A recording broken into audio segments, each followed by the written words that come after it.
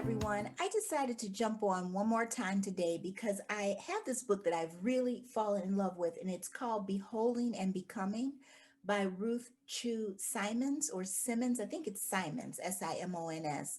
But I wanted to come on because I was reading in my selection for today. It's not dated or anything like that, but I was reading in the place where I was for today, and I was just aghast because it goes right along with what we were talking about in the book of Job today in Daily Bible Bites.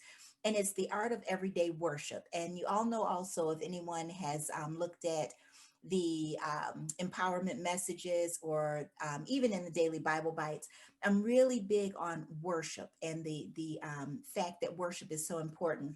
So I wanted to read just this selection, and it's actually one because I just started yesterday, so I had only done the intro. And this one's called Beholding, and it says God's greatness in creation.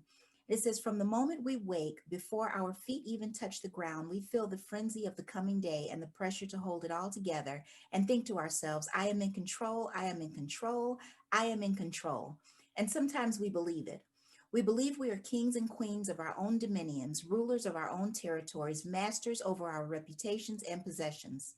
We're so convinced we're in charge that we ultimately worship our busy lives. Don't believe me? Take a personal inventory.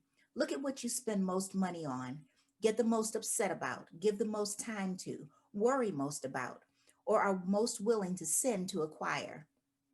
Take an honest look at what holds these places in your heart, and you'll discover what you worship. Worship is esteeming a thing or a person more highly than everything else and giving it your utmost attention and adoration. If you're disheartened to find your actions misaligned with what your lips say about worshiping and loving God above all else, consider the possibility that you need more than a rearranging of schedule and priorities. You need to set your heart on what is truly worthy of worship. You may remember the account in the Old Testament in which God allowed Job to be tested. Initially, Job was unwavering in his faith, proving that his faithfulness to God was not tied to his personal successes and treasures. But in time, the loss, pain, and peer pressure that accompanied an apparent fall of Job's personal kingdom exposed his short sightedness and became an opportunity for beholding God's greatness anew. When doubt crept in, Job was tempted to take his eyes off God's greatness and instead measure God's goodness against his own. And it goes on to talk about God's response to Job and just a focus on what we are worshiping.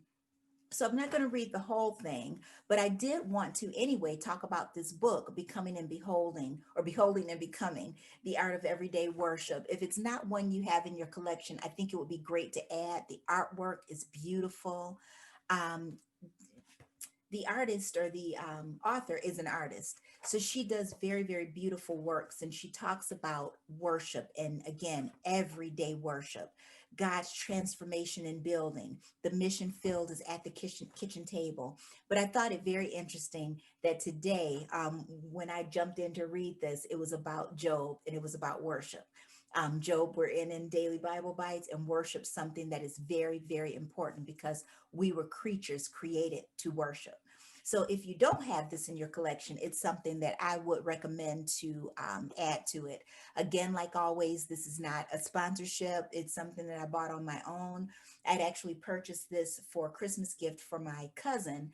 And the more I looked at it, the more I knew I wanted one. And so I bought one for myself and I bought one for my mom as well. So again, if you don't have it, I would implore you to get it. It's a way of really getting into worship, which is something that's very, very important to me. And I know it'll be important to you too, as you understand we were creatures created to worship.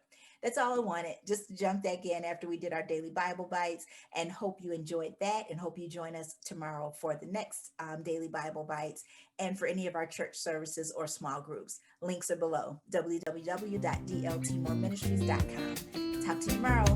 Bye-bye.